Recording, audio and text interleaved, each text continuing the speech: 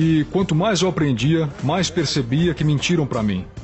Tipo, somos ensinados a ir para a escola, a obter um diploma para conseguir um emprego e subir a escada corporativa. Mas as pessoas ricas não fazem isso. I think you gotta have a dream. The School of Greatness. Yeah. Please welcome Lewis Howes. Qual a maior coisa que você gostaria que todo mundo soubesse sobre dinheiro antes de começarem a tê-lo? Cara, bem, isso remonta, eu acho, apenas ao básico. Porque a maioria de nós, inclusive eu, nunca aprendemos nada sobre dinheiro. Nos dizem, vá para a escola, obtenha um diploma, consiga um emprego, e aí vai entender tudo. Certo. E então o que acontece com a maioria das pessoas é que você acaba falido, acaba tendo dificuldades financeiras e nunca consegue descobrir o porquê. Então a primeira coisa é, o que você quer alcançar na sua vida, financeiramente? E então você tem que sair e descobrir sozinho, porque infelizmente a escola nunca vai te ensinar essas coisas. Então você não aprendeu na escola, na Universidade de Michigan ou Não, nunca. na faculdade de Direito, ninguém te ensinou Eu isso? me formei no ensino médio, passei para a faculdade, estudei 1 ano de pós-graduação e depois fiz faculdade de Direito. E nunca aprendi a pensar em dinheiro. Nunca aprendi a pensar em orçamentos, em construir riqueza, nunca aprendi nada sobre investir meu dinheiro e a pensar em renda passiva. No entanto, aqui estou hoje com um diploma de Direito e não trabalhei um único dia como advogado. Por que não? Bom, não faz sentido para mim, financeiramente. E não é o meu propósito. Então, eu cresci em uma casa tradicional indiana, certo? Certo, doutor, advogado. Bom, para mim eu tinha 2 opções, médico ou fracasso. Essas são as 2 opções que eu tinha. Certo, Meus certo. pais são imigrantes da Índia, de um estado chamado Punjab. E meus pais vieram para cá com muito pouco. Então, eu via os meus pais trabalharem duro, todos os dias. Se meu pai tirasse um sábado e um domingo de folga, era um fim de semana prolongado. Então, eu não passei muito tempo com os meus pais enquanto eu crescia, e eles sempre me diziam que eu tinha que me tornar bem-sucedido. E eu concordei completamente porque eu queria retribuir aos meus pais, queria ajudar a sustentá-los. E pensei, tudo bem, se eu quiser ser bem-sucedido, devo seguir os passos que me disseram para ser bem-sucedido. Quais são esses passos? Vá para a escola, obtenha um bom diploma, consiga um bom emprego, no meu caso era me tornar um médico. E nesse caminho, foi na faculdade, eu percebi que tinha algo errado. Algo não tinha sentido. E aconteceu assim, eu estava estudando para entrar na faculdade de medicina e enquanto estudava comecei a ler outros livros de negócios e livros financeiros. E eu lembro disso, eu estava na biblioteca estudando e fui ao Google e pesquisei as pessoas mais ricas dos Estados Unidos. E você vê que são pessoas como Steve Jobs, Warren Buffett, Bill Gates, Mark Zuckerberg. E eu fiquei tipo, nenhuma dessas pessoas é médica. Nenhuma dessas pessoas seguiu esse caminho tradicional, de obter um diploma, de procurar um bom trabalho. Eu estou perdendo alguma coisa? Porque eu pensei que se você for para a escola, conseguir um bom diploma, você pode ganhar muito dinheiro. E se você se esforçar mais na escola, tirar notas melhores, ganhará ainda mais dinheiro. Então eu pensei que era diretamente correlacionado suas notas e sua renda. E foi aí que comecei a questionar as coisas e percebi, talvez não seja isso. E quando você começa a descer cada vez mais na toca do coelho, começa a perceber, meu Deus, tudo que me disseram é mentira. E isso me empurrou para toda essa jornada dolorosa e emocional de aprender sobre dinheiro, empreendedorismo, sobre o que significa se tornar rico e como você realmente faz isso. Certo. Então essa foi a fase inicial para mim. Então eu tive que realmente começar a aprender. E a primeira experiência real disso para mim foi que eu tive uma empresa de planejamento de eventos que comecei na faculdade. Eu comecei ela porque quando eu estava no ensino médio eu trabalhava em casamentos indianos. Por isso conheci muitos DJs. Certo. E quando eu estava no ensino médio, esses DJs diziam, ei cara, você conhece muitas pessoas na escola e tal, que tal organizarmos uma festa de adolescentes? Eu falava tipo, tudo bem, por que não? Comecei esse pequeno negócio de festas para adolescentes no ensino médio. Eu vou para a faculdade, não sei o que esperar porque meus pais não fizeram faculdade aqui. E aí eu tenho esse pensamento de que as pessoas vão para a faculdade para estudar muito e se tornar alguém na vida. Chego na faculdade e todo mundo está festejando. Eles estão gastando dinheiro que não têm, com álcool. Eles estão bebendo. Eu não bebo.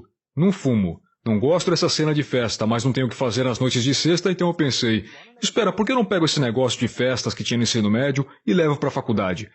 E foi isso que eu fiz. Meu primeiro ano tinha 17 anos, comecei a bater de porta em cada clube, bar, restaurante, perguntando se eu poderia dar uma festa. Alguns disseram sim, mas vai te custar $10.000. Outros disseram sim, mas são 20 mil, eu não tenho esse dinheiro.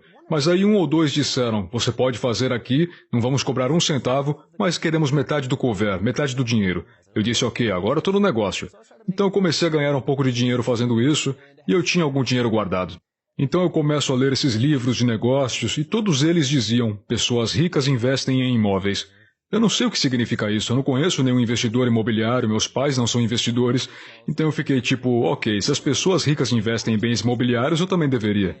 E isso foi logo após o crash de 2008. Eu estou em Michigan, onde o setor imobiliário foi extremamente atingido, então eu fiquei tipo, tá bom, eu gostaria de investir em imóveis. Estou estudando para o meu teste de admissão da faculdade de medicina, começo a ir ao Google porque estou entediado enquanto estou estudando para esse exame e começo a ler sobre as pessoas mais ricas da Forbes e nenhuma delas é médica, nenhuma seguiu o caminho tradicional. E eu tenho essa ideia de começar a investir em imóveis, então comecei a pesquisar imóveis entre as minhas sessões de estudo. No dia 22 de agosto, fiz o vestibular de medicina, o MCAT. No dia 23 de agosto, adquiri minha primeira propriedade de investimento imobiliário. Uau, e qual a sua idade? Eu tinha 19. Caramba. Foi $8.000. O investimento? Era o preço do apartamento. O AP era 8 mil? 8 mil. Como conseguiu por 8 mil? Isso foi logo após o crash de 2008. Uau, foi no fechamento ou o quê? Sim, estava em execução. Esse mesmo apartamento estava sendo vendido por cerca de $150 mil. Apenas alguns anos antes. Qual é? Aí eu comprei.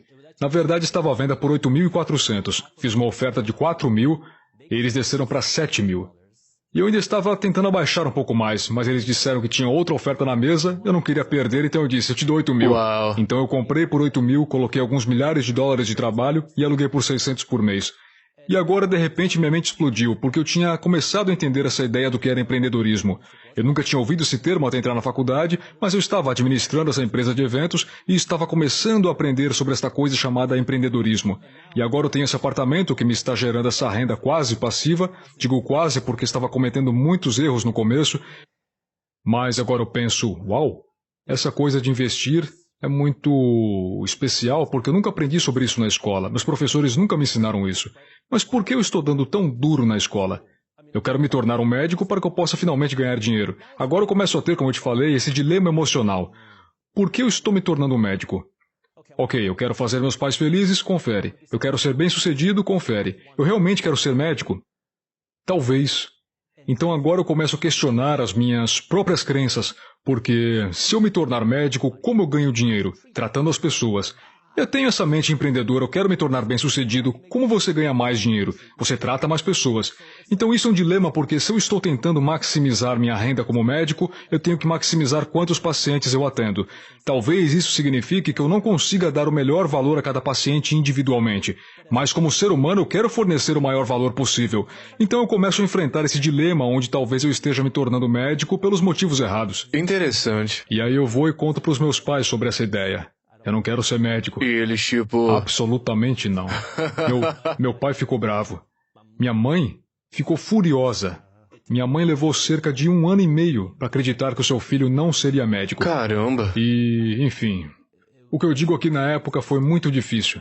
Os meus pais diziam a todos os amigos, porque Jaspreet não vai se tornar um médico. Uau, você não está se tornando. Não vou me tornar um. Aí eu começo a receber ligações da minha família na Índia, de todos os estados. O que você está fazendo? Você é a vergonha da família. Exato, Cara. eu escutava, mas eu pensava, isso não é para mim. E eu comecei a perceber que tinha mais nessa área, então comecei a trilhar essa jornada de educação financeira. E quanto mais eu aprendia, mais percebia que mentiram para mim.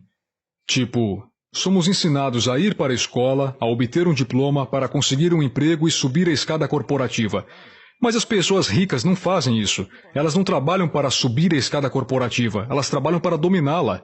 Eu nem sabia que dava para fazer isso. Agora, você pode subir a escada corporativa e trabalhar para dominá-la ao mesmo tempo, mas é uma mentalidade diferente, certo? A maioria de nós é ensinada a obter esse diploma para poder fazer uma coisa, subir a escada corporativa e ganhar um salário maior. Mas se você confiar apenas no seu salário, você está apenas a um passo de ficar falido. Porque se perder o seu emprego, se acontecer algo contigo ou a empresa fechar, você perde o salário e agora não tem mais renda. E agora? Uau. Você está lutando por um emprego e talvez tenha algum dinheiro guardado. Certo. Ou se você não está economizando e gasta dinheiro em coisas o tempo todo e não tem economias, você está ferrado. Sim, você se endivida no cartão de crédito e agora está tentando descobrir como fazer as coisas darem certo. Aí já é tarde demais.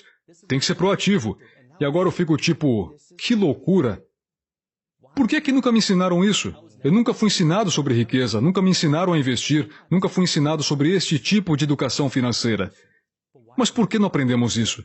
E foi aí que eu percebi que é muito lucrativo manter as pessoas sem educação financeira. É lucrativo manter as pessoas pobres. Interessante. E qual você diria que é o principal sistema que mantém o povo pobre?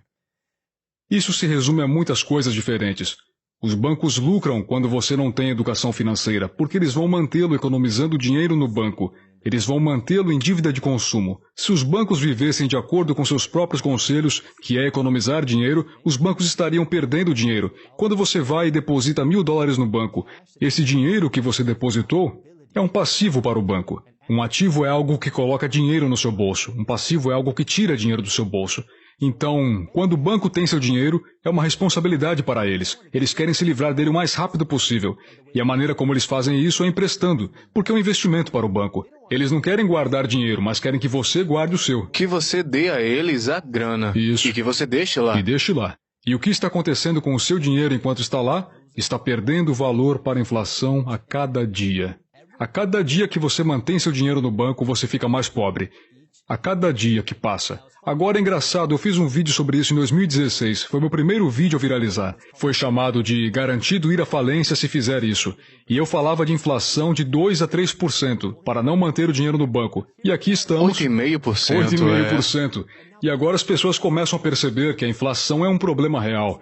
Então você mantém seu dinheiro no banco e ele te paga 0,01%, talvez 0,5% se você tiver sorte.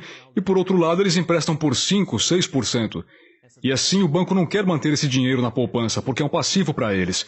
Eles querem mantê-lo gastando dinheiro no cartão de crédito deles, porque agora eles ganharão de 18% a 25% em juros cada vez que você gastar $1. Uau! Os governos querem que você continue sem educação financeira, porque quando você não tem ela, adivinha, você é um empregado e é um consumidor, então paga os impostos mais altos. Empregados e consumidores. Todo mundo sabe que os ricos não pagam impostos. Isso deixa as pessoas com raiva. Mas muitas vezes não entendemos o porquê. E ficamos com raiva das coisas erradas pelas razões erradas. Mas quanto mais você ganha como empresário, até você ficar super rico, você paga muito imposto. Sim. Cara, e quer saber? Há muitas coisas que você pode fazer legalmente para pagar menos dinheiro em impostos. E há diferentes maneiras de investir seu dinheiro para pagar menos dinheiro em impostos. Então vou dar alguns exemplos, começando assim. Elisão fiscal e evasão fiscal. São duas palavras semelhantes com dois resultados muito diferentes. É uma das primeiras lições no direito.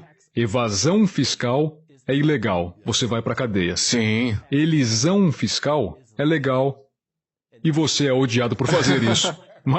Mas é assim que funciona. E você está jogando dentro do sistema com as regras dele. E se você dele. aprender o código do imposto de renda, é um livro de regras. E as pessoas que compreendem o livro de regras são as pessoas que têm o dinheiro para contratar bons contadores e advogados. Mas você não é um contador, você não estudou... Eu estudei muito direito tributário. Sério? Sim.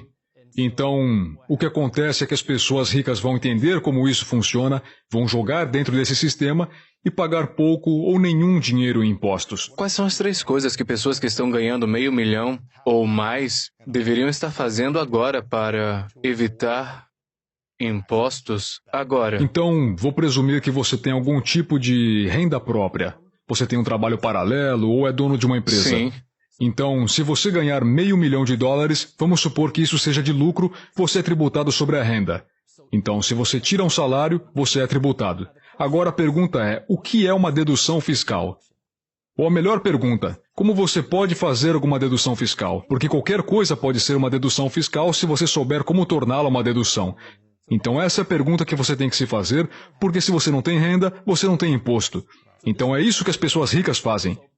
Vou dar um exemplo disso sendo feito e depois mostrarei como as pessoas podem aplicar isso nas suas vidas. Elon Musk. Ele provavelmente é o maior exemplo disso. Ele nunca recebeu um salário sendo proprietário da Tesla. Ele foi pago em opções de ações. Então essas opções de ações foram... Isso é antes mesmo de ser público? Acho que foi na época em que foi a público, ou talvez um pouco antes. Ok. Mas ele vem recebendo opções de ações há muito tempo. Claro. Mas as opções de ações que ele obtinha, originalmente eram de $6 por ação.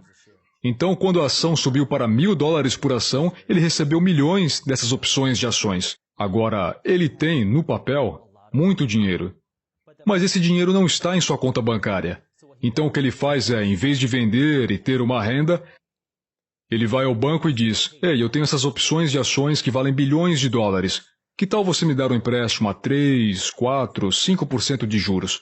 Nenhum banco vai dizer não a isso, porque o valor disso é enorme. São bilhões de dólares. Você pode diminuir o número, mas nenhum banco vai dizer não.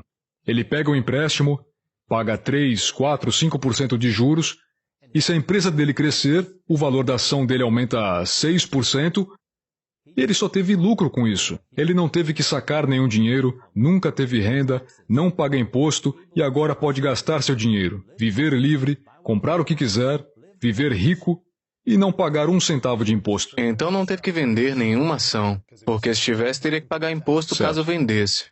Ao invés disso, pega um empréstimo no banco Aham.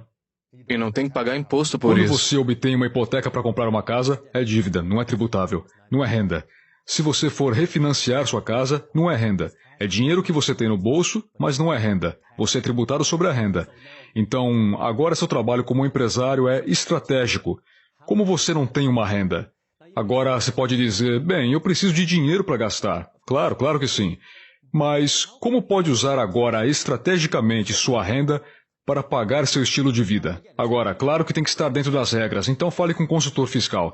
Mas agora, após a pandemia, uma das coisas que o governo federal quer fazer é incentivar as pessoas a comer fora, comer em restaurantes, porque eles foram muito atingidos pela pandemia. Então o que eles fizeram? Eles criaram uma dedução de 100% na comida até o fim de 2022. Então se você comer fora com a sua equipe, é uma dedução de 100%. Amortização. Isso. Estou aqui em San Diego. Bom, estamos em Los Angeles, mas eu estou em uma viagem de 2 meses para San Diego com minha parceira de negócio. Eu tenho que alugar um carro. Na verdade, comprei um Ford Mustang, porque eu sempre quis um Mustang quando era criança. Era o carro dos meus sonhos, então comprei com conversível. Legal. E temos que ir a reuniões de negócios. Temos que sair, explorar San Diego. Minha parceira de negócios é minha esposa. Estamos hospedados em um Airbnb na bela San Diego. Adivinhe, essas coisas são deduções fiscais para o meu negócio. Estou aqui trabalhando agora. Quando você é um empreendedor, tudo é trabalho. É. A questão é como você gasta o seu dinheiro de uma maneira que ele vai dar uma redução de impostos. Mas tem que ser esperto aqui, porque você não quer apenas gastar 500 mil dólares para não ter que pagar 150 mil em impostos. O meu contador me ligou ano passado e disse, Jasprit, você tem que comprar agora um Classe G.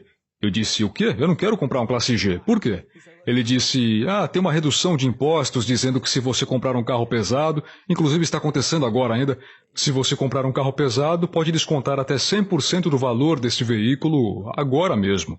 E porque você é um influenciador, você pode alegar que, como influenciador, você precisa de um Mercedes-Benz Classe G para ajudá-lo a sustentar o seu estilo de vida. O Código Fiscal permite isso. E eu fiquei tipo, bom, eu não quero sair e gastar 150 mil em um carro que eu não preciso necessariamente só para economizar, digamos, 50 mil.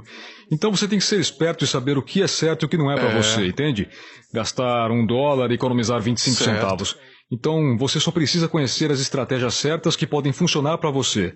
E essas coisas mudam com o tempo. Por isso que o melhor que você pode fazer é contratar um contador, um consultor fiscal, alguém que não vá apenas registrar seus impostos, mas também que ajude a orientá-lo, alguém que diga, tudo bem, aqui estão algumas coisas em que você poderia gastar seu dinheiro, aqui estão onde há mais benefícios chegando esse ano, no próximo ano, e assim haverá momentos em que será mais benéfico para você gastar dinheiro e haverá momentos em que será mais benéfico para você receber dinheiro. E é tudo um jogo. Sim. E é isso que as pessoas ricas entendem. É tudo um jogo. E muitas pessoas odeiam isso. Essa pessoa não está pagando impostos, aquela pessoa não está pagando impostos, mas no fim das contas, o que você tem que lembrar é que foi outra pessoa que escreveu o Código Tributário. Tudo que as pessoas estão fazendo é tentar aprender. Ok, isso aqui é o Código Tributário, então o que eu faço? E você começa a entrar nas outras questões filosóficas. Quem vai se dar melhor com 100 mil dólares, o governo ou eu? Se eu tiver 100 mil no meu bolso, posso contratar um funcionário ou 2. O governo vai gastar esse dinheiro onde quer que gaste e centavos acabarão realmente ajudando as pessoas. Eu sou a favor de ajudar as pessoas, eu acho isso muito importante. Assim que atingimos 1 milhão de inscritos no YouTube, o que fizemos foi... Eu peguei minha equipe, fomos até uma loja para professores e perguntei, ei, podemos comprar tudo na sua loja? Uau. Porque durante a pandemia as pessoas não estavam indo para as aulas presenciais. E por isso, muitos desses negócios foram prejudicados. E eu disse, posso comprar tudo? E ela disse, bom, precisamos de algumas dessas coisas. O que a gente pode comprar? Então, no fim, a gente comprou uma grande parte da loja. O estilo Mr. Beast. Estilo do Mr. Beast. Foi um vídeo divertido. Levei a equipe para uma celebração, compramos uma boa parte, levamos para uma escola em Detroit, demos de graça. E aí eu perguntei ao diretor, ele é um amigo meu, eu disse, quantos professores você tem? Tá bom. E eu dei a cada um dos professores um cheque de $500 para ajudá-los a apoiar seus alunos. Dar é importante. Mas isso remonta àquela questão tributária, de quem faz um trabalho melhor com o seu dinheiro. Empreendedores que estão trabalhando para criar mais empregos, que estão trabalhando para produzir mais valor, ou o governo que pode não ser tão bom com o seu dinheiro? Com certeza é. Então você começou no negócio imobiliário cedo. Você ainda é um grande investidor em imóveis ou qual a sua abordagem agora? Sim, essa é uma pergunta interessante que você faz logo após a questão fiscal, porque o setor imobiliário é um dos melhores jogos fiscais para os investidores. Os ricos adoram investir em imóveis porque não apenas você pode obter fluxo de caixa, mas também benefícios fiscais. Eu comecei a investir aos 19 anos por acidente. Passei por muitas dores. Lembro-me de quando disse ao meu pai, ei pai, quero investir em imóveis. Ele disse, você está louco, vai estudar, vai ser médico. Então comecei a investir em imóveis e continuei comprando casas. E me lembro porque isso foi logo após o crash de 2008. Eu estava comprando casas por 30 mil em boas áreas. E eu lembro que os preços das casas subiram para 50 mil. E eu pensei, isso é muito dinheiro para uma casa? Eu não tinha outra referência, né? Era tudo que eu tinha visto. Então, para mim, eu pensava, isso é caro. Mas eu continuei comprando e ainda estou comprando, mas não tanto quanto antes. Porque agora eu estou trabalhando em outros negócios também. Então, o que eu estou percebendo é... Ok, quando eu invisto meu dinheiro em imóveis, meu objetivo é obter um retorno de 7% sobre o meu dinheiro. Ou seja, para cada dólar que invisto, quero receber 7 centavos de volta ao fluxo de caixa positivo todos os anos. Se eu investir 100 mil, então eu quero 7 mil de lucro todos os anos. Bom, eu sou um empresário, certo? Então estou trabalhando em algumas empresas, uma delas é Market Briefs. E agora eu estou nessa posição onde, o que eu faço com esse dinheiro? Eu posso pegar esse dinheiro, colocar em imóveis, obter 7, 8% de retorno, ou posso colocar no Market Briefs, o que seria uma maior dedução fiscal, porque agora se eu gastar dinheiro em publicidade, gastar com marketing, contratar mais funcionários, nós temos um lucro menor. Mas depois posso aumentar a empresa significativamente mais rápido do que 7% ao ano. Então, o que eu tenho feito agora é investir mais do meu dinheiro no Market Briefs, porque é algo pelo qual estou super apaixonado. Eu amo o mercado imobiliário, adoro revitalizar casas, prédios e realmente ajudar a construir bairros através disso. Mas o Market Briefs tem um valor tão diferente no sentido de que estamos tornando as notícias financeiras acessíveis, porque eu não cresci aprendendo sobre dinheiro. E a CNBC parecia legal, mas eu nunca entendia nada do que acontecia com aqueles termos confusos. Portanto, é uma forma de tornar a educação financeira e o que está acontecendo com o dinheiro mais acessível às pessoas. Eu estou percebendo o quanto isso é importante para mim, porque quanto mais eu falo com as pessoas, mais elas ouvem o que eu digo e mais eu ouço delas. Ah, meu Deus, eu gostaria de ter aprendido isso quando eu era mais novo. E eu tipo, sim, eu sei, eu também. Então, é importante para mim ajudar a divulgar essa mensagem, porque ela é muito necessária. Nós falamos, especialmente em Detroit, de desertos alimentares, onde há áreas onde as pessoas não têm acesso a alimentos saudáveis. Mas esse deserto de dinheiro, esse deserto de educação financeira é tão difundido que nenhum de nós é ensinado a pensar em dinheiro. Isso me deixa com raiva, porque se eu não tivesse acidentalmente começado a ler esses livros de negócios ou começado a investir em imóveis, eu estaria em um lugar completamente diferente. Eu tenho muitos amigos médicos, eles trabalham duro, pagam os impostos mais altos e eles também tentam descobrir como pagar pelo seu estilo de vida. Porque quando você se torna médico, você ganha um bom salário. Mas adivinha só, agora você tem grandes empréstimos estudantis para pagar. E muitas vezes você quer o estilo de vida do médico, você quer ter o Classe G, o Range Rover, você quer ter um carro bom, uma casa boa. Então você se forma, você tem 28, 29 anos, você tem $500 mil de empréstimos estudantis para pagar, você ganha algumas centenas de milhares por ano, mas trabalha muito, é muito estressante, e agora tem essas novas despesas, as casas, os carros. E quanto esses 500 mil em empréstimo estudantil se tornam de verdade depois de 30 anos pagando? Ah, cara, mais de 1 milhão. Sério? Sim. Então você não está depende... pagando $500 mil, você está pagando 1 milhão nesse empréstimo em 30 anos, certo? Exato. Com juros. E eu quero acrescentar nesse ponto, porque o que acontece com os empréstimos estudantis, nós falamos sobre em quem você confia para ter informação. O sistema diz, vá para a escola, obtenha um diploma. Se não temos dinheiro para obter um diploma, o que você faz? Obtenha empréstimos estudantis. Eu comecei a olhar mais a fundo, certo? Comecei a perguntar o porquê. O passivo número 1 para os jovens hoje em dia são os empréstimos estudantis. E o governo sempre fala sobre como temos essa enorme epidemia de empréstimos estudantis, esse grande problema, mas o ativo número 1 no balanço dos Estados Unidos são os empréstimos estudantis. Sério? Isso explodiu minha mente. Você vai ao Google e pesquisa isso, os ativos no balanço dos Estados Unidos, o ativo número 1. Você verá que os empréstimos estudantis são ativo número 1. Então, por um lado, temos pessoas falando sobre a importância do ensino superior, a importância de se endividar para conseguir um diploma, e então, ao mesmo tempo, esse é o seu ativo número 1. E isso está impedindo tantas pessoas de comprar uma casa, de viver suas vidas, de fazer coisas, investir seu dinheiro, mas ao mesmo tempo está mantendo o governo rico. Uau! Então essa mentalidade, você tem que começar a pensar um pouco diferente, começar a fazer perguntas ao status quo, ao sistema, à maneira como as coisas são feitas. E se você for como eu, você vai ficar um pouco irritado, vai ficar frustrado porque perceberá, que diabos? Por que as pessoas não aprendem isso? Por que nós não aprendemos a usar nosso dinheiro?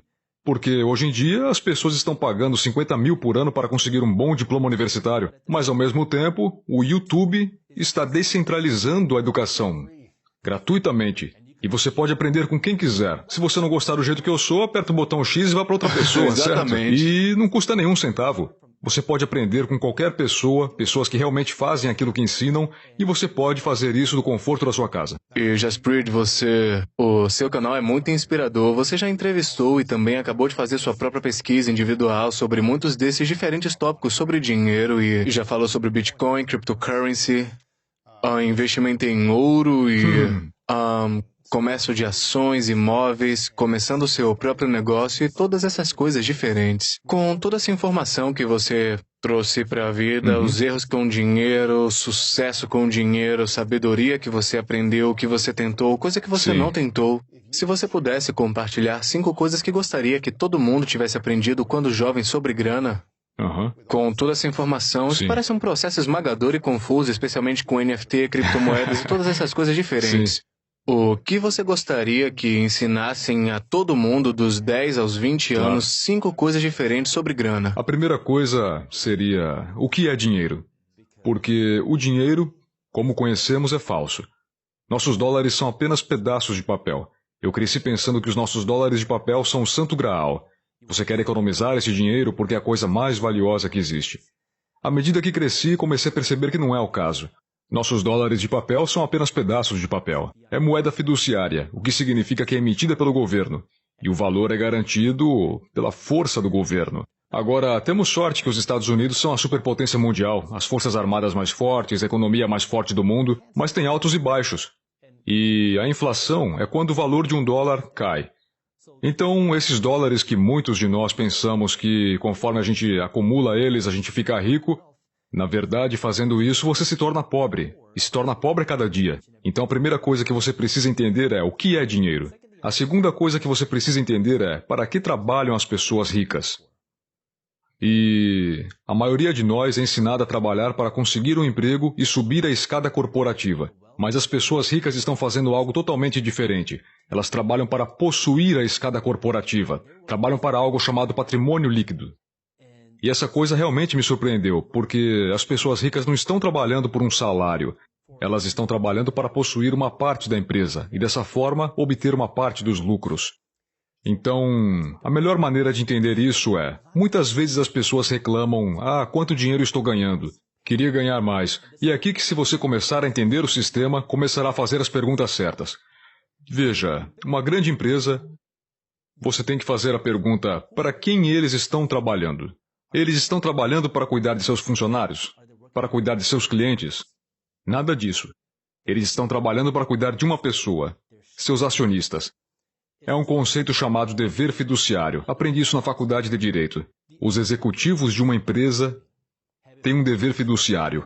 Não para com os funcionários, nem para com os clientes, mas para com os acionistas, os donos da empresa. Agora, o que significa? Um exemplo fácil seria, você sai para jantar fora com a sua namorada ou esposa, está no encontro, e você recebe uma mensagem de um de seus bons amigos dizendo, "Ei, vamos jogar Fortnite agora." O seu dever fiduciário ali é estar com a sua esposa, com a sua namorada, passar tempo com ela. Se você sair, você vai ter problemas, certo? Então, é com quem você tem uma aliança. E os acionistas...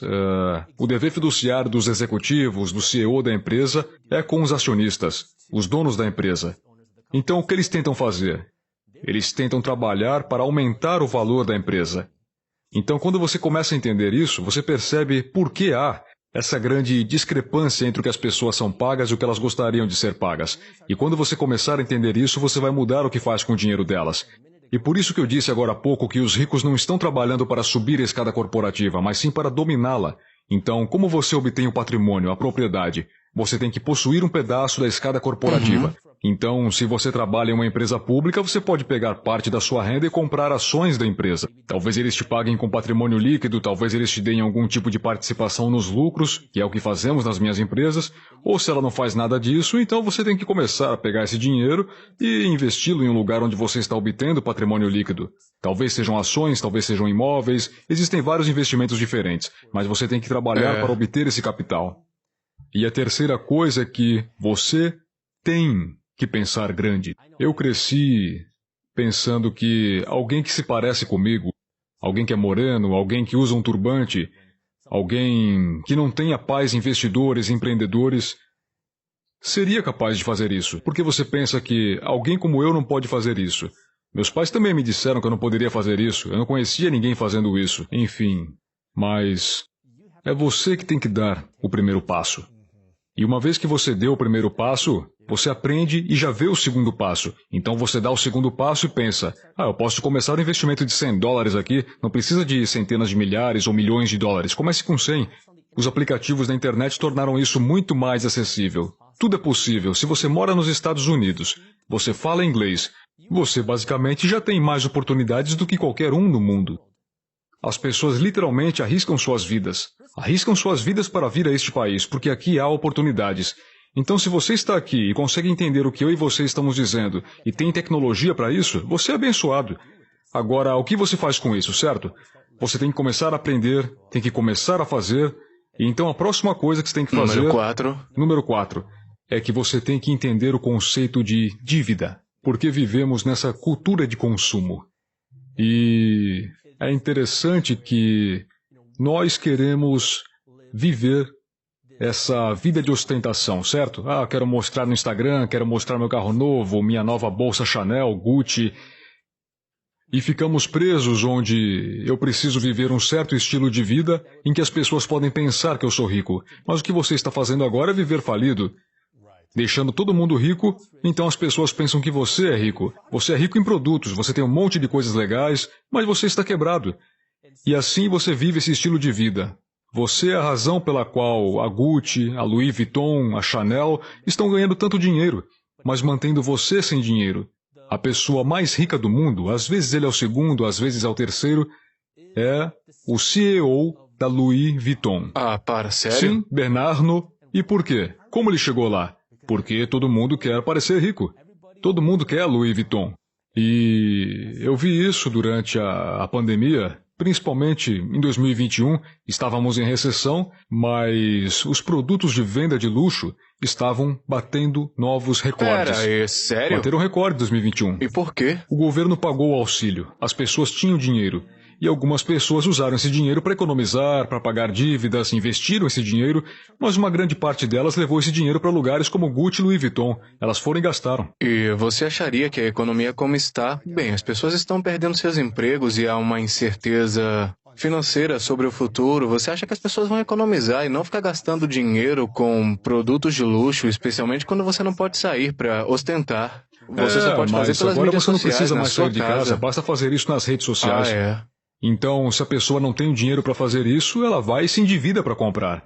E isso está se tornando cada vez mais fácil, graças a coisas como compre agora e pague mais tarde. Pois é. É um dos ramos que mais crescem nas fintechs. Eu amo tecnologia financeira, mas isso parte meu coração, rasga meu coração quando eu vejo o crescimento disso.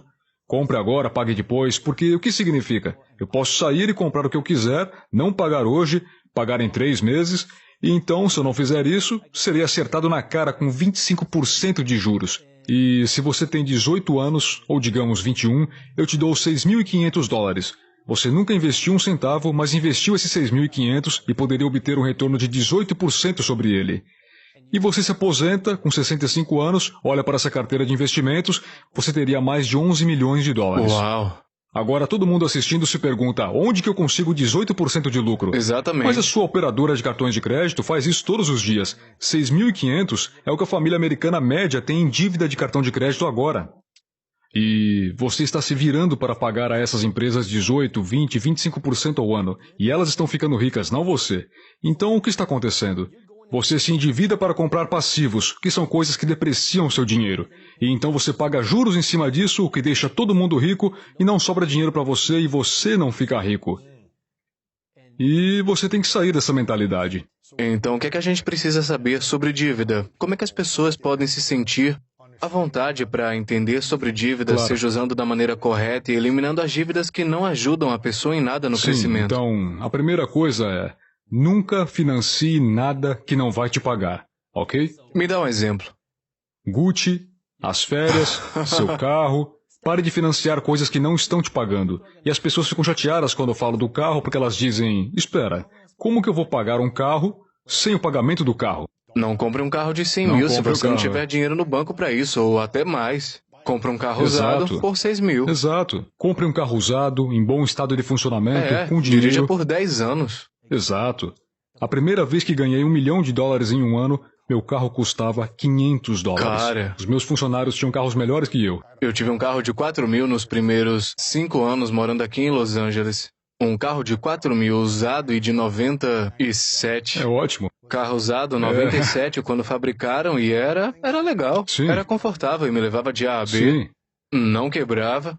exato. Eu não precisava me aparecer. Exato. Eu ainda tenho meu carro de $500. Eu ainda dirijo, é uma daquelas coisas que...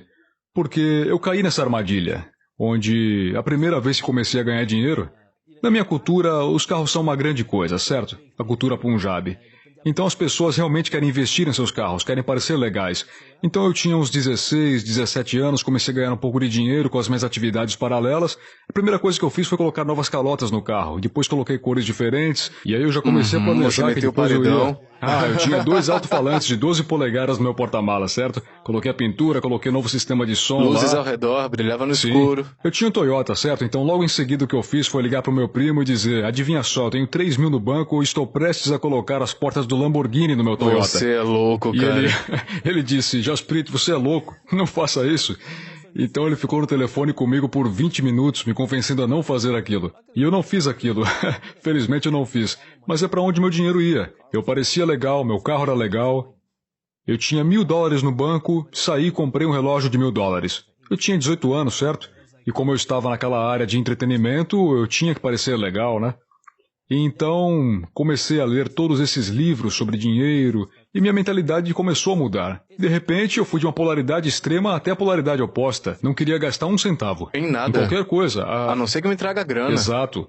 Eu não quero gastar nada a menos que me dê retorno. Então agora eu estou economizando o máximo de dinheiro que eu posso, estou investindo o dinheiro o máximo que eu posso, tentando construir meu negócio, e eu falo tipo...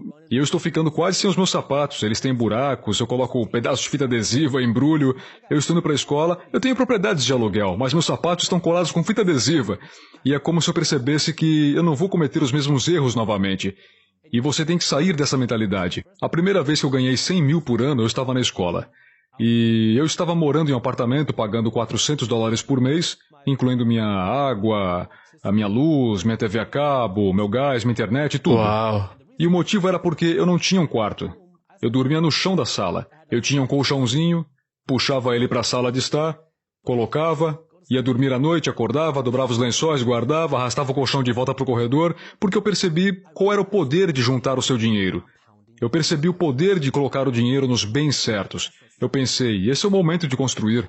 Eu tenho gasto meu dinheiro, que tenho ganho, com coisas que estão tornando os outros ricos. Certo. Eu vou gastar dinheiro com isso um pouco mais tarde. Mas agora eu quero ficar rico. É. E assim, você primeiro precisa compreender o que é que vale a pena gastar dinheiro e o que não vale.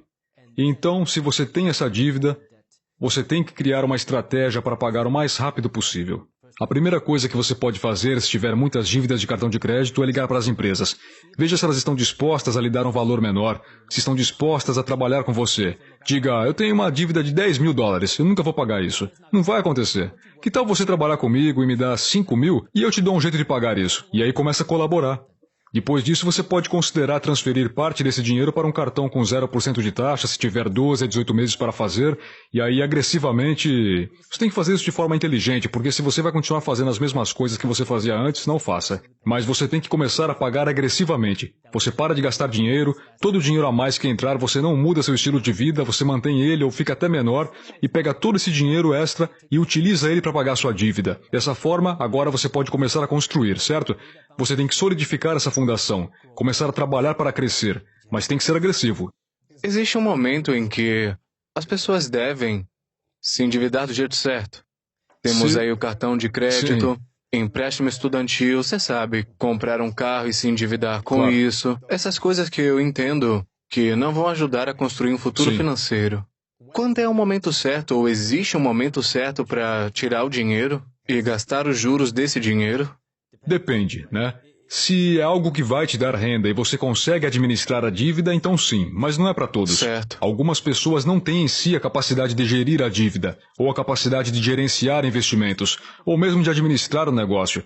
Se você não é do tipo empreendedor, investidor e não gosta de olhar para números, administrar dinheiro, não quer tentar fazer isso crescer, fique longe. Talvez você consiga se endividar para comprar uma casa, mas nada mais que isso. Mas se você é mais do tipo empreendedor, você tem essa vontade de crescimento, então se você está usando dívida, você só deve usar dívida para comprar algo que está te pagando com renda, algo que vai te render mais dinheiro. E você tem alguma dívida agora? Agora, não.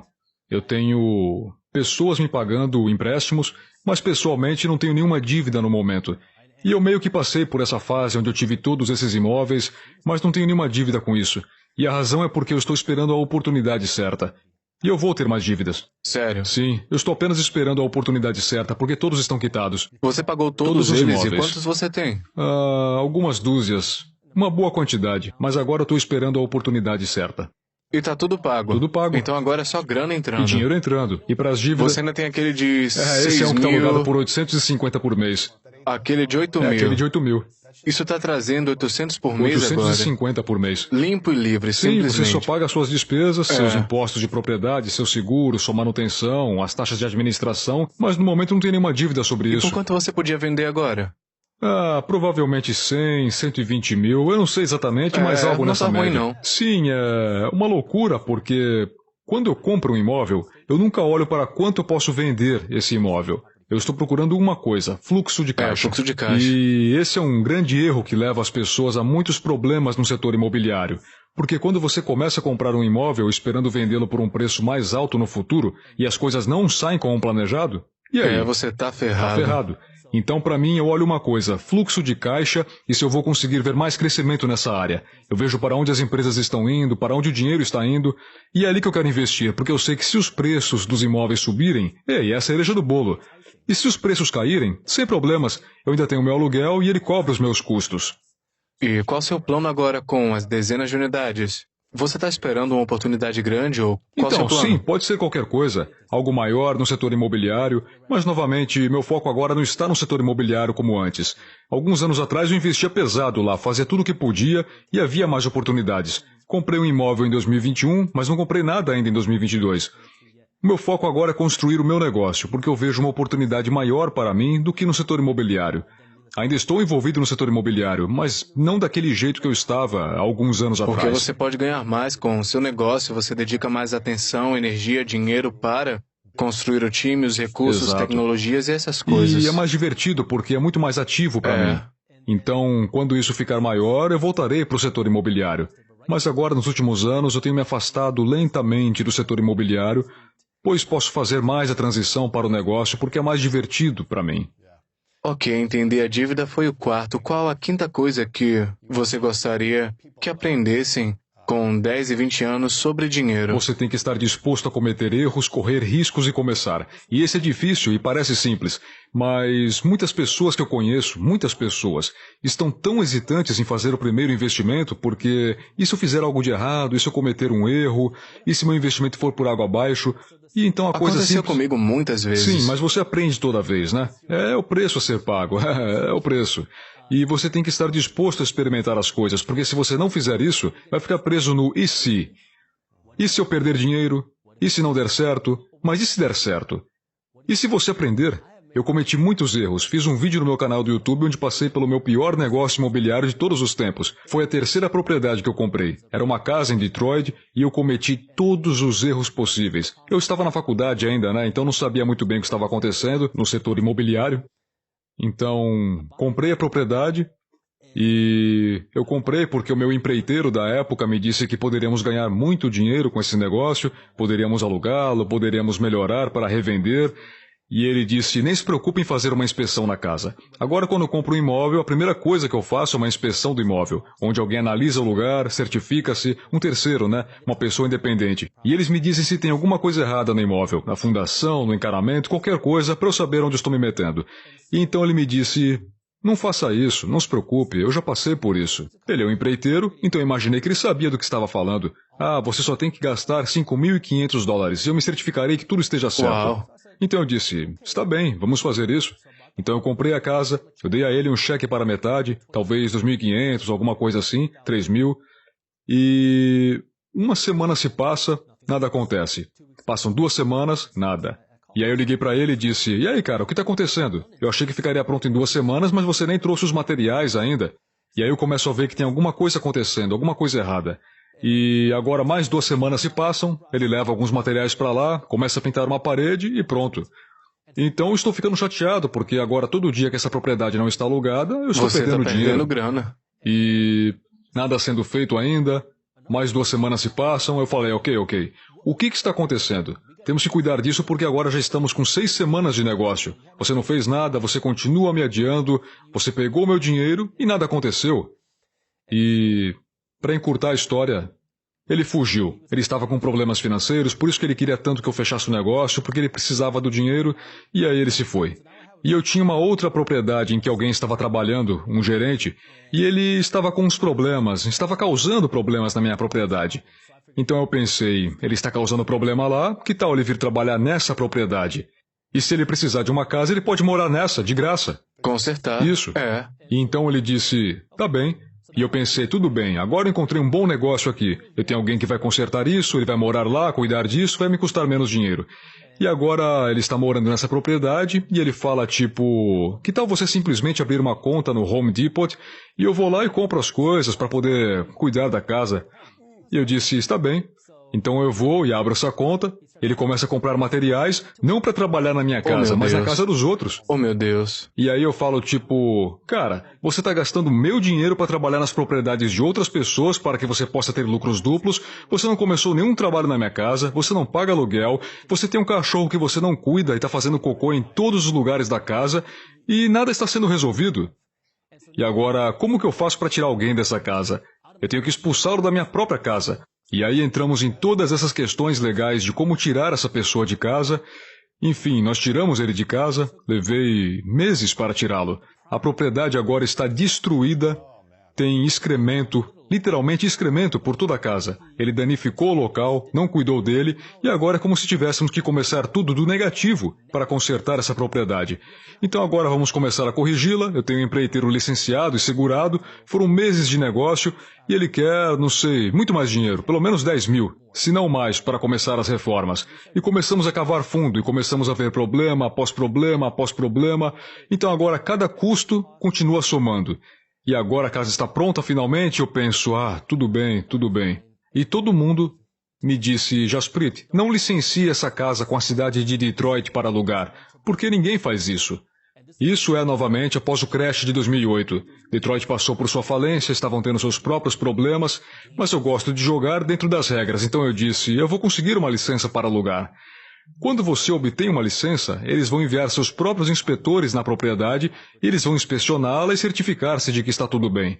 Então agora os inspetores estão lá e dizem que eu preciso levantar a casa. Eu disse, como assim? Eles, precisamos levantar a casa. Eu nem sabia que dava para fazer isso. Aparentemente você pode, é muito caro. Então eu levanto e começamos a deixar a água correr na propriedade. E acontece que a água não está drenando para a linha principal da cidade. Aparentemente, alguém que morava anteriormente nessa propriedade despejou cimento pelo cano principal. Agora, para fazer a casa funcionar, temos que arrebentar o cimento do porão, tirar esse cano, colocar um novo cano, repor o cimento, e aí os inspetores começam a discordar uns dos outros. Um deles diz que os cabos elétricos têm que ficar a 3 metros de altura e assim fazemos. O outro vem e diz, por que 3 metros? São 4 metros. Ué, mas foi só a primeira pessoa que disse 3 metros. E aí começam a brigar entre si, nós temos que pagar para eles voltarem sempre, temos que pagar taxas de permissão para tudo. Se eu quiser pintar os peitoris da janela, a taxa de $100. Trocar detectores de fumaça, 75. E isso continua e continua e continua por meses. Finalmente agora somos aprovados para um aluguel. Eu tava tipo, meu Deus, essa é a maior dor de cabeça da minha vida. Conseguimos um inquilino para casa, estamos licenciados, há inquilinos na casa, nós temos a licença, mas os fiscais decidem voltar lá para casa sem nos avisarem nada. Eles apenas voltam para lá, apesar de estarmos licenciados. Eles não tinham motivo, mas eles batem na porta e aparentemente o inquilino estava fazendo uma operação babá em nossa propriedade. Então o inspetor vê isso, que o inquilino está executando uma operação ilegal de babá, nos encontra, nos diz que precisamos despejar o inquilino e agora temos que recomeçar todo o processo do começo.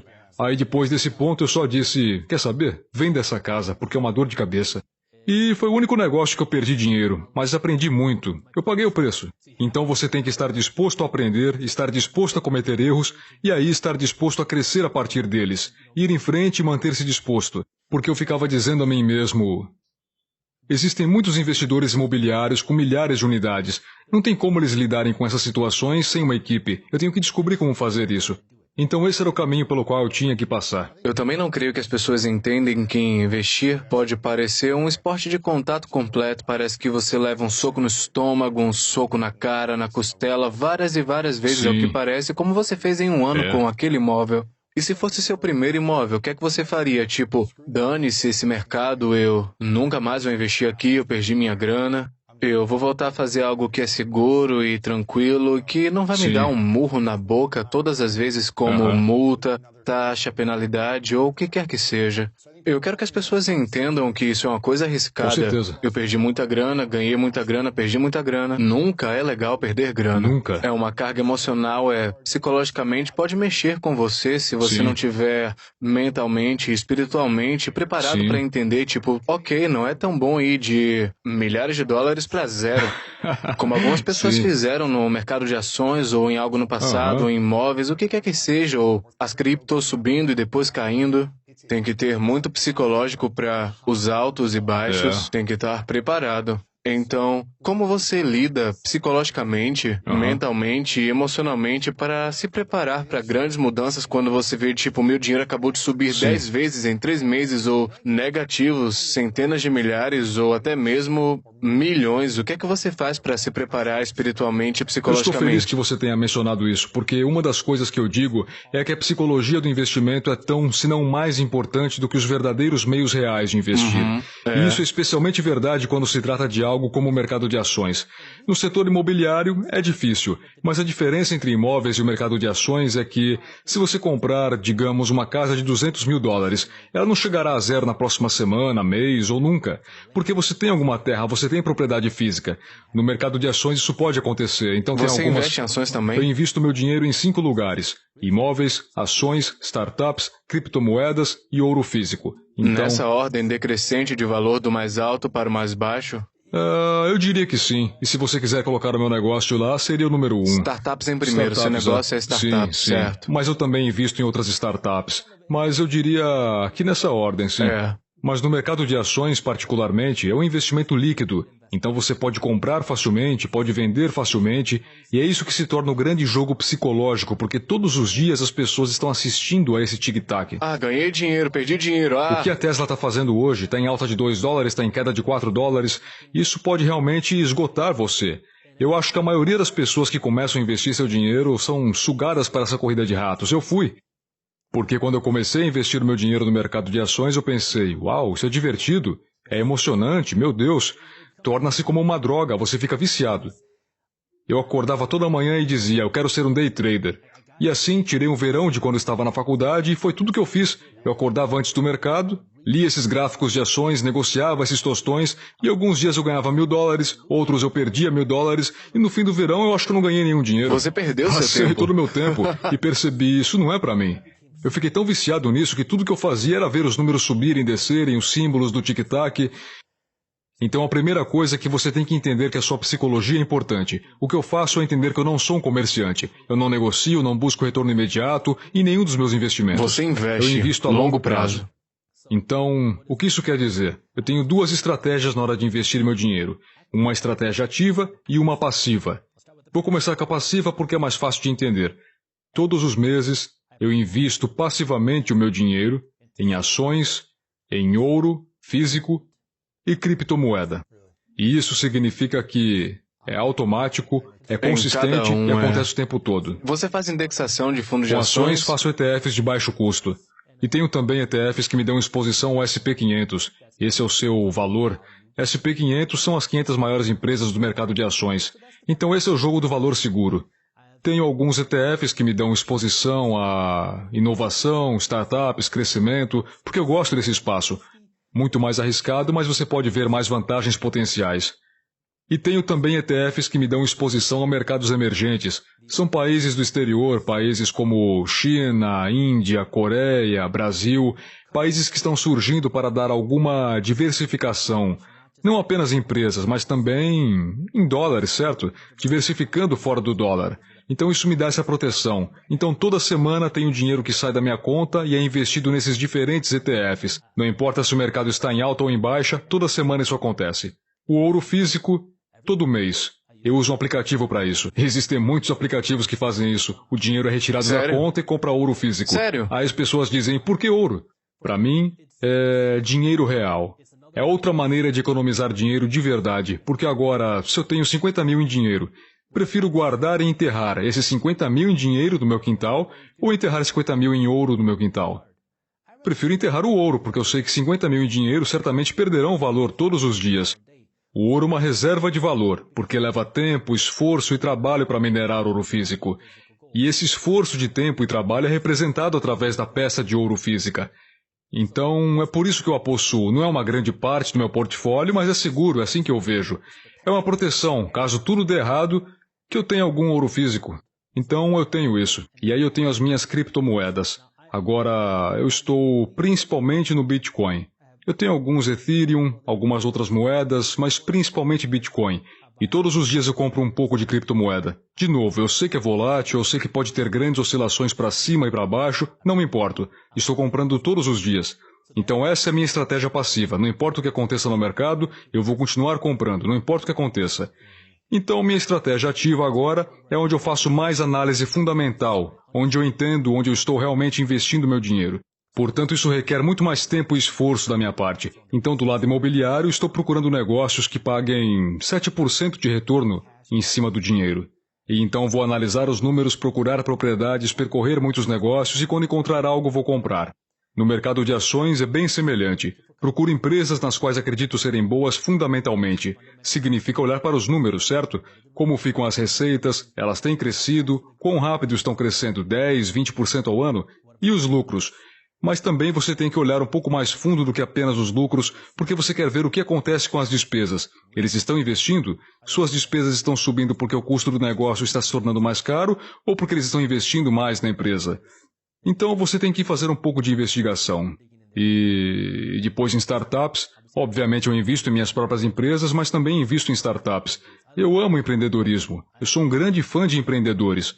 Adoro apoiar outros empreendedores, porque eu nunca tive esse apoio quando eu estava começando como empreendedor. Então uma das formas que eu posso dar esse apoio é através do dinheiro, através do investimento em alguns desses empreendedores. Então eu invisto em startups.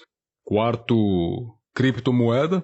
Se acontecer uma grande quebra de criptomoeda, bom, eu já sei o que eu quero ter, então eu vou entrar e comprar mais. E com ouro eu realmente não compro ativamente, mas são as 4 maneiras pelas quais eu invisto ativamente. Claro. E de onde vêm os 3 maiores fluxos de receita para você? Bom, claro, negócios. E isso entre os diferentes negócios. Então, o segundo eu diria que é o imobiliário, que me dá esse fluxo de caixa passivo. E são esses dois. Quando eu falo em renda, em dinheiro no bolso, vem do meu negócio e do imobiliário. É daí que vem meu dinheiro. Legal. Sim, é bem simples. E qual gerador de receita número 1 no seu negócio? É do YouTube, é newsletter, é outro curso, Sim. coaching, o quê? Então, o negócio é dividido. Eu tenho minha marca pessoal, que é a Minority Mindset, sou eu no YouTube, o meu blog, e depois eu tenho o Market Briefs e o Market Insiders. Então, o número 1 provavelmente seria a minha marca pessoal. Mas eu acho que isso não vai durar muito tempo. Minha marca pessoal está indo bem, porque eu construí um grande número de seguidores no YouTube, o que foi completamente engraçado, foi acidental. Eu nunca quis ser uma celebridade. Eu nunca quis ser famoso, eu nunca quis ser conhecido. Eu comecei no YouTube por acaso. Nós falamos de riscos, cometer erros. Eu sempre fui um empreendedor e passei por muitas ideias de negócios diferentes. E uma ideia que eu tive no ano da minha pós-graduação, eu estava tendo uma aula de oratória e meu amigo, meu colega de quarto na época, ele disse, você tem que assistir esse programa chamado Shark Tank. Eu falei, ok, tanto faz, eu não assisto TV. Ele disse, assista ao Shark Tank. E é tudo sobre pessoas lançando ideias de negócios, e nessa aula que eu estava fazendo, tínhamos um projeto em que eu deveria apresentar um produto para a turma, como o Shark Tank. E eu estava tipo, isso é fácil, eu faço isso com meus amigos o dia todo, a noite toda, isso não pode ser difícil. Então eu continuei adiando. Eu sou um procrastinador, especialmente quando se trata de escola, porque minha mente estava sempre em outro lugar. Então, um dia eu estava atrasado para a aula, como sempre, peguei minha mochila e comecei a correr, porque estava atrasado, estava chovendo. E enquanto estou correndo para a aula, pisei em um buraco, cheio de água, e meu pé estava encharcado. Sentei e disse, estou molhado, as minhas meias estão molhadas, estou desconfortável. E a professora diz, Jasprit, é seu dia. E eu digo, o dia de quê? É seu dia de apresentar. E eu penso, meu Deus, eu esqueci. Então, obviamente, eu não digo isso a ela, mas eu fico na frente da classe e penso, Jasprit, pense em alguma coisa, pense em qualquer coisa, apenas pense. E então a primeira coisa que me vem em mente são as minhas meias molhadas. Então eu subo em frente à turma, sem treino, sem preparação, e lanço essa ideia de meias resistentes à água. Dessa forma você pode ser um atleta, andar por aí e não ter que se preocupar em pisar em poças. E aí eu pensei, bom trabalho, Jasprit. Mas realmente é uma ideia legal. Então eu vou para casa e começo a pesquisar meias resistentes à água no Google. E eles tinham essas coisas realmente grossas e desconfortáveis que eram usadas para pescar e outras coisas. Mas nada para atletas, nada para sua vida normal. Pensei, opa, acho que encontrei alguma coisa. Então eu passei muito tempo tentando desenvolver essa tecnologia, trabalhando com engenheiros têxteis, trabalhando com fabricantes de meias, e eu criei uma meia resistente à água. E agora eu estou para lançar a empresa e fui abordado por uma empresa de marketing, entre aspas, e eles disseram que vão me ajudar a aumentar as minhas vendas. Vão me ajudar com todas as coisas, a ganhar todo esse dinheiro, e eu fiquei bem cético. Eles disseram, não se preocupe, temos uma garantia de devolução de 100% do dinheiro de volta. Se você não estiver completamente satisfeito, devolvemos todo o seu dinheiro. E eu disse, ok, então tudo bem.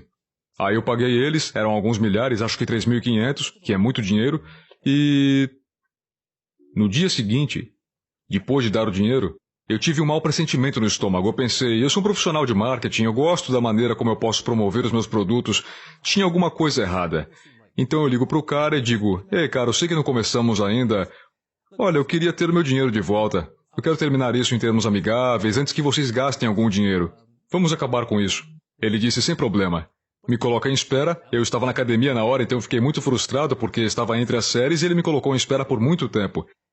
Então, de repente, a linha fica pi. Eu penso, tem alguma coisa errada. Eu ligo para outro número que eu tenho, eles não atendem, começam a enviar e-mails e nunca mais ouvi falar deles. Era uma empresa falsa.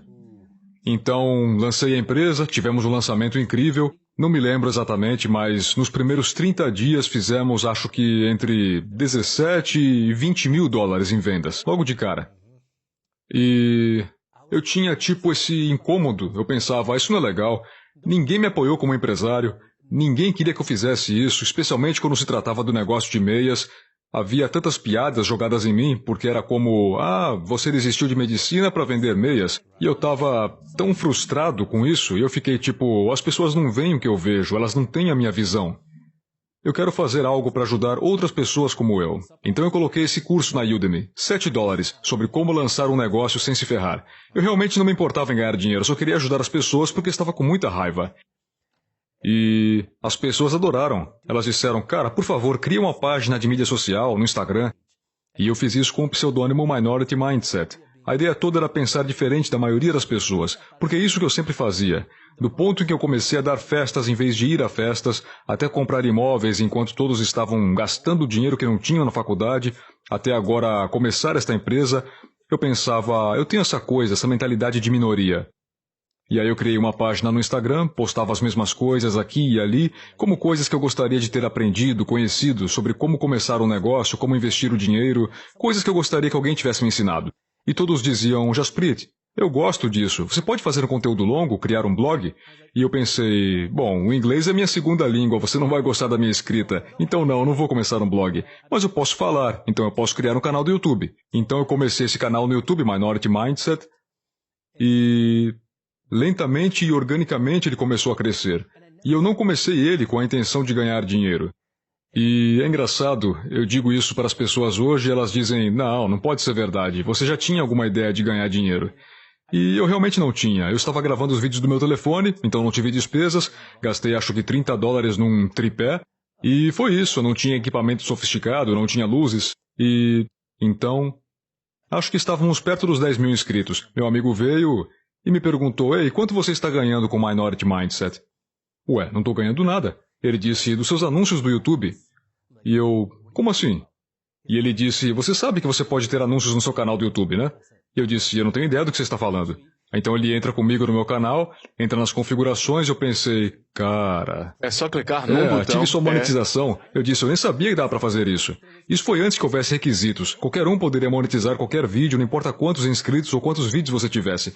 Então eu pensei, eu nem sabia que era possível. Então eu realmente comecei com o objetivo de, eu quero divulgar essa informação que eu gostaria que alguém tivesse me dito. Sabe, aquela mão amiga que diz, ei, tudo bem, você não é o único que pensa assim. Não tem problema de pensar um pouco diferente. Não tem problema de tentar algo diferente. Então, esse era todo o meu objetivo. E aí começou a crescer.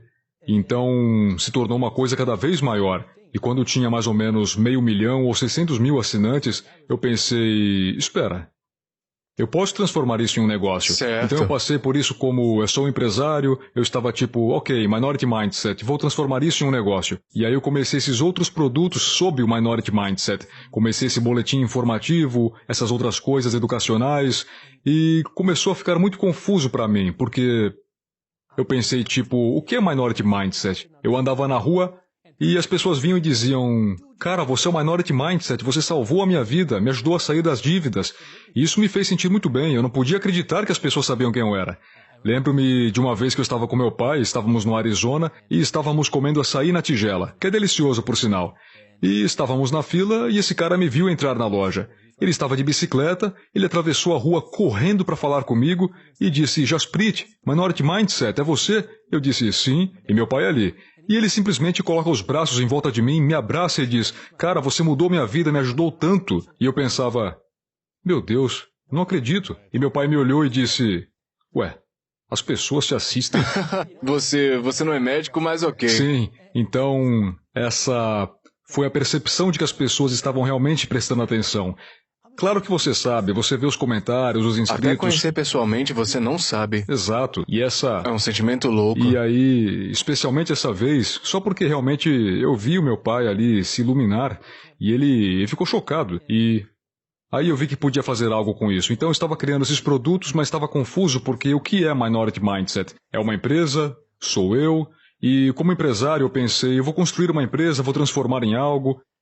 Mas todo mundo via a mim como Minority Mindset, então foi difícil construir uma empresa.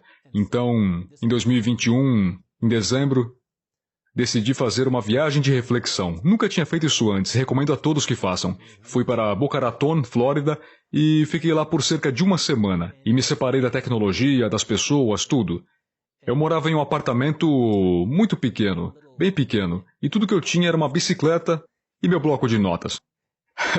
Eu já fiz isso e muda tudo. Ah, meu Deus. Então o que eu fazia era ir de bicicleta para a praia de manhã, ficava sentado lá por horas com meu bloco de notas e escrevia meus pensamentos. E de tudo, não apenas de negócios. Minha saúde mental, espiritualmente, o que eu quero da vida, o que é importante para mim, o que é felicidade. Começava a escrever. E depois ia para as coisas financeiras de negócios. E eu comecei a me perguntar sobre o Minority Mindset. O que é, quem é E naquela semana eu percebi que eu sou Minority Mindset. É assim que todos me conhecem. E fazia sentido porque é quem eu sempre fui. Mas essas empresas estão se entrelaçando em algo e já elas estão sendo ofuscadas, não posso dar a atenção que elas querem. Então, depois disso, eu voltei para o escritório, e isso já foi no finalzinho de 2022, e disse, 2021, e disse à equipe, assim que voltarmos em 2022, vamos mudar algumas coisas. Na primeira semana de 2022, tivemos uma reunião geral. Eu falei, aqui está o que vamos fazer, vamos mudar tudo. Vamos pegar o boletim informativo e transformá-lo em Market Briefs. Vamos lançar esse aplicativo, Market Insiders. E todo mundo ficou tipo, de onde isso veio, certo? E assim implementamos tudo isso. E agora, no início de 2022, demorou algum tempo para implementar, o Market Briefs se torna a sua própria empresa, seu próprio boletim informativo, onde fornecemos notícias financeiras acessíveis. Falo sobre acessibilidade da educação financeira. Para mim isso é o mais importante, porque eu nunca entendi esses grandes termos. O que significa o rendimento de 10 anos subindo 40 pontos base? Isso não faz sentido para alguém que está começando, então eu quero tornar as coisas mais acessíveis. E é isso que fazemos, colocamos tudo em um e-mail divertido e espirituoso que você realmente quer ler. Você está ansioso para ler esse e-mail, é totalmente gratuito. E então íamos criar isso em nossa própria empresa e passamos por muitas... foi uma transição dolorosa, porque tivemos problemas com os provedores de serviços de e-mail, tivemos uma empresa que dizia, sim, vai funcionar, passamos meses fazendo a transição, e na primeira semana em que trabalhamos com esta empresa, eles dizem, desculpa, você está promovendo conteúdo financeiro? Nós não permitimos educação financeira, não permitimos mercado de ações, criptomoedas, nada relacionado com finanças. Eu digo, vocês trabalham conosco há 2 meses? Eu falei com 5 pessoas da sua equipe. Eles sabem exatamente o que estamos fazendo e agora você me diz isso? E tivemos que começar tudo de novo. Então foi a vida de empresário, né? Leva um soco na boca, uma grande confusão e bola pra frente. E agora era abril de 2022. Finalmente. Agora está tudo pronto, então agora vamos para dentro. Então, você perguntou de onde vem a maior parte da receita. Era do YouTube, e é ainda...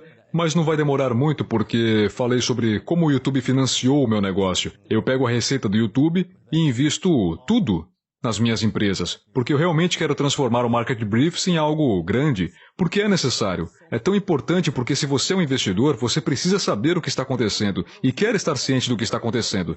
Você não tem tempo de ler o Yahoo Finanças, Wall Street Journal, Forbes, CNBC e ainda ter que analisar todas as manchetes, ver o que é importante e dissecar para ver o que realmente está acontecendo. Nós reduzimos a 5 minutos ou menos. Temos pessoas realmente inteligentes trabalhando nisso. Nisso e na conscientização das pessoas que nunca receberam essa educação financeira. Isso é lindo, cara. Sim, é por isso que é importante para mim. Em termos de educação financeira, o que é que você acha que é a diferença entre uma mentalidade abundante e uma mentalidade pobre? Eu vou te dar um exemplo, ok? Comprei minha primeira propriedade imobiliária quando eu tinha 19 anos.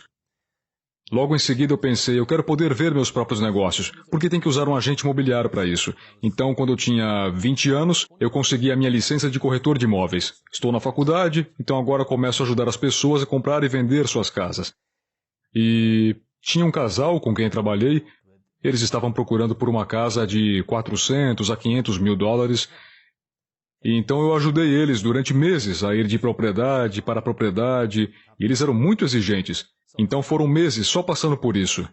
E finalmente encontramos a casa. Era algo entre 400 e 500 mil dentro do orçamento deles e tinha tudo o que eles queriam. Estava voltado para a direção certa, tinha a porta da cor certa, os quartos eram do tamanho certo. Era perfeito. E aí eles dizem, Jasprit, você achou a casa, vamos firmar um contrato. E eu digo, ok. E eu lembro porque eles me colocaram em um dos quartos e disseram que queriam conversar. Eles disseram, queremos fazer uma oferta nesta casa, estamos prontos, mas há uma condição. Queremos que você ponha metade da sua comissão no negócio. Eu disse, por quê? Eles disseram, bom, você tem 20 anos de idade e normalmente você recebe 3% do lado do comprador. Então, se há uma propriedade de 500 mil dólares, são 15 mil em comissão, entre 12 e 15 mil. E eles disseram, nós não achamos que 12 a 15 mil valem a pena só para assinar os papéis para nos ajudar a comprar essa casa. E você está na faculdade.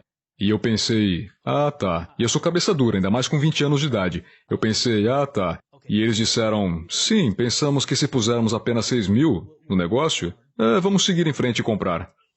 E eu disse, não vou fazer isso. Pode achar outra pessoa. E fui embora.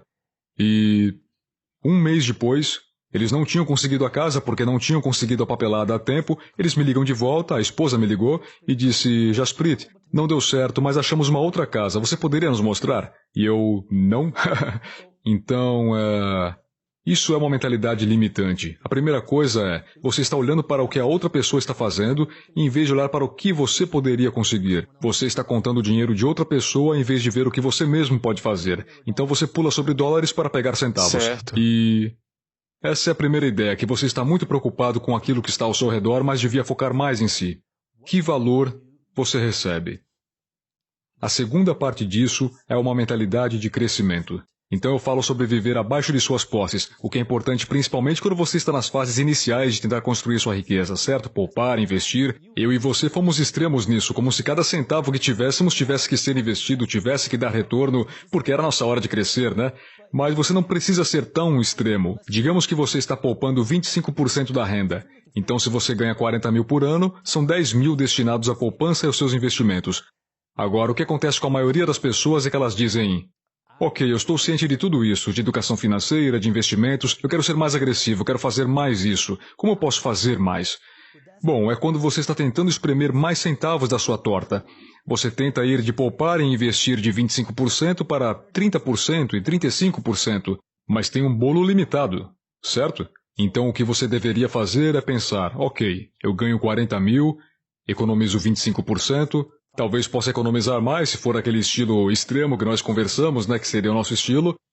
Mas o mais importante é, como eu vou de 40 mil para 400 mil e continuo fazendo o que faço agora. Agora, se você for de 40 para 400 e você economizar e investir 25%, são 100 mil dólares. Muito mais do que os 10 mil que você tinha antes. Você ainda vive com 75%. É a mesma porcentagem que você tem ainda.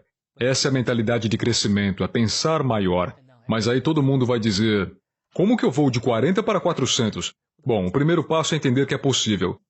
Depois você começa a aprender, começa a fazer, começa a cometer erros, aprende com os erros e os corrige, mas até você romper com essa mentalidade e perceber que é possível, que eu posso fazer isso, não importa de onde eu venho, a minha aparência, a minha formação, é possível, mas eu preciso da educação certa. O YouTube está aí, leia livros, comece a aprender e depois comece a tomar medidas.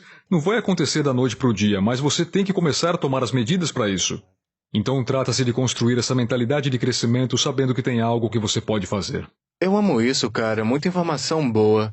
Muitas outras perguntas que eu podia fazer sobre essas coisas, mas você tem muitos tópicos que você cobre no YouTube, Minority Mindset, no YouTube e em theminoritymindset.com. Também marketbriefs.com, que é o newsletter para pessoas que querem se inscrever e aprender sobre essas coisas, tornando ideias complexas, interessantes e acessíveis. Isso. É o que todo mundo quer. Eu tenho algumas perguntas para você. Essa é uma que eu pergunto a todo mundo no final e chama-se As Três Verdades. Sim. Então imagina um cenário hipotético que é seu último dia na Terra. Você deixou seus pais orgulhosos, mesmo não sendo médico, mas... Você tem feito o que você ama pro resto da sua vida, mas... Eventualmente é seu último dia, daqui muitos anos. E você precisa levar tudo com você, seu conteúdo, Sim. seu newsletter, seu YouTube, qualquer coisa que você criou tem que ir com você e ninguém vai ter acesso às suas informações. Ao que você escreveu, seus vídeos, áudio, mas você tem 3 lições que você compartilhou com o mundo e isso é tudo que a gente vai ter de você. 3 verdades. E quais seriam essas para você? Sim, eu vou chegar lá, mas antes eu queria dizer que meus pais estão bem felizes agora. Com certeza. Minha mãe, inclusive, trabalha comigo. Isso é ótimo. Mas entrando... Agora eles podem se gabar de você. Sim, exatamente. A primeira coisa é... Pense maior. E a razão pela qual eu digo isso é porque muitas vezes ouvimos isso. Pense grande. Mas quando você está pensando grande, provavelmente 99% das vezes não é grande o suficiente. Pense maior. Quando eu comecei com o YouTube, eu nunca pensei que chegaríamos a 10 mil inscritos, muito menos 100 mil inscritos, ou muito menos a 1 milhão de inscritos. Eu até brincava com os meus amigos, dizia que se chegasse a 100 mil inscritos é porque deu tudo certo. Se chegasse a 1 milhão de inscritos, eu fecharia o canal. Porque não é possível que 1 milhão de pessoas vejam esse esquisito no YouTube falando de guacamole, de educação financeira. Não tem 1 milhão de pessoas que querem fazer isso. Eu sou um grande pensador. Eu sou um empresário. Sempre pensei grande, mas aqui estou eu com essas crenças limitantes sobre mim mesmo. E eu acho que eu sou essa pessoa que pensa loucuras, que pensa grande. Então, se você está pensando grande, não é o suficiente, porque essas são as suas próprias crenças limitantes. Segundo, aprenda as regras do jogo. A razão pela qual tantas pessoas se dão mal com dinheiro é porque elas não entendem as regras do jogo. E é por isso que muitas pessoas ficam tão bravas, ficam tão irritadas com o que as outras pessoas conseguem, com tudo o que acontece. Mas a melhor coisa para fazer é aprender o sistema. Eu falei sobre como os ricos não pagam impostos e como você pode dominar a escada corporativa e as pessoas ficam com raiva, mas a realidade é que essa é a sua chance de descobrir como fazer isso sozinho. Esse é o sistema. Você pode odiar, chorar, gritar, reclamar. Eu fazia isso, achava horrível. O dinheiro era um tabu quando eu estava crescendo. Eu pensava, é injusto que as pessoas façam isso. Mas aí eu pensei, e se eu aprendesse as regras? Você pode aplicá-las a si mesmo. E terceiro, esteja disposto a cometer erros. Tente. Tudo é possível, mas você tem de estar disposto a tentar cometer erros e continuar melhorando a cada dia. Eu amo isso, cara. É difícil, mas é tudo possível, cara. Jasprit, eu quero te agradecer um momento, cara, por assumir essa missão. Eu acho que muita gente tem medo de pensar em dinheiro, de falar de dinheiro, de guardar, investir. As pessoas têm medo de dinheiro no geral. E o fato de você estar mergulhado nisso, fazendo disso sua missão de educar pessoas, entreter, Sim. inspirar, informar as pessoas através dos muitos formatos no YouTube, mídias sociais, newsletter e tudo que você vai estar criando no futuro. Eu acho que é realmente inspirador ver alguém com seu background, ver alguém que as pessoas não pensariam que estaria falando sobre essas coisas e você está mergulhando nisso, tornando acessível com a sua perspectiva e personalidade únicas. Quero te agradecer por você tornar o Minority Mindset algo que as pessoas podem entender e começar Obrigado. a aplicar em pequenos passos no dia a dia e tornando aquilo maior com o tempo. E também tem o fato de que dinheiro é um tabu, não só na minha cultura, mas em muitas culturas. E a razão pela qual ele se torna um tabu é porque somos inseguros com o nosso próprio dinheiro, então criamos essas cortinas de fumaça. Não fale sobre isso, não se preocupe com isso, mas no fim das contas estamos todos trabalhando por um salário. Ou diga ao seu chefe para não te pagar. Mas o que você tem que entender é como o dinheiro desempenha um papel em nossas vidas, porque eu não estou dizendo que o dinheiro é a única coisa ou é a mais importante, ela é apenas um fator. Você tem que ser fisicamente saudável, mentalmente, espiritualmente saudável, e quando você tem tudo isso, é quando estar financeiramente saudável pode ter o maior impacto. Eu chamo isso de triângulo quadrático, e vai nessa ordem. Porque se você está em seu leito de morte, você é obeso mórbido, não importa se você tem 10 milhões no banco, a única coisa que importa é estar saudável. Se você está mentalmente deprimido, ansioso, lutando com esses problemas mentais, cara, mais dinheiro vai torná-lo mais infeliz. Você tem que fazer o que for preciso. Vá para a reabilitação, vá buscar um terapeuta, vai fazer o que for preciso a qualquer custo, porque mais dinheiro não vai consertar isso. E as pessoas tentam pensar que, eu estou com esses problemas de saúde mental, se eu ganhar $1 milhão ficarei feliz, todos vão gostar de mim. É uma grande mentira, vai ficar pior. Tem que ser espiritualmente saudável. Saúde espiritual não significa ser religioso. Para mim é qual o seu propósito, qual o seu motivo para levantar da cama todos os dias. E isso vai continuar levando você a viver uma vida plena, seja por 10 mil, 1 milhão, 10 milhões, não importa. Uma vez que você tenha essas três coisas, é quando ser financeiramente saudável tem maior impacto e maior poder. Porque agora você pode viver uma vida plena e feliz. E o dinheiro é só a cereja, cara. É só a cereja do bolo. O bolo é todo o resto. Você não pode pegar uma cereja boa, colocá-la em um bolo ruim e esperar que o bolo tenha um gosto bom. Você já tem que ter um bolo bom. E a cereja o torna ainda melhor. Esse é um bom princípio, boa base. Eu amo isso. É tudo sobre comida. Eu adoro comida. Ok, a última pergunta é qual a sua definição de grandeza? Sempre em busca do melhor. Sempre querendo ser um pouco melhor a cada dia. Jasprit, valeu, cara. Luiz. Muito bom. Quais são as coisas, os próximos passos? Está investindo no mercado de ações, mercado de imóveis, comprando ativos? O que é que você acha? A lição é que você tem que escolher bem seus professores. Quando o mercado caiu em 2008, adivinhe quanto dinheiro eu peguei emprestado? Muito. 300 milhões.